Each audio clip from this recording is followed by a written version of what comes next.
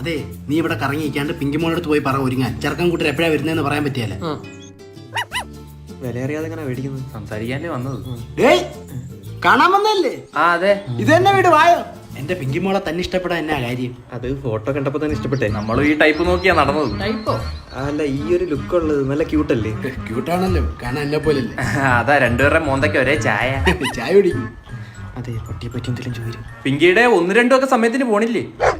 അല്ല, സമയത്തിന് ശീലിപ്പിച്ചത് ഞങ്ങൾക്ക് വലിയ ഉപകാരമായിരുന്നേ. അല്ല, അതൊക്കെ അവരുടെ സൗകര്യമല്ലേ. അത് കുഴപ്പമില്ല, ഞങ്ങൾ ട്രെയിൻ ചെയ്തോളാം. മാമ, എന്തോ ഒരു പൊരുത്തക്കേടില്ലേ? പൊരുത്തപ്പെടാനല്ലേ അവര് വന്നിരിക്കുന്നത്. മാറില്ല, വീട് 2 നിലയല്ലേ. പിന്നെ ടെറസ് ഉൾപ്പെടെ ഉണ്ട്, അതാവുമ്പോ ഓടിച്ചാടി കളിക്കാമല്ലോ. പിങ്കി എങ്ങനെ അനുസരണൊക്കെ ഉള്ള കൂട്ടത്തിലല്ലേ?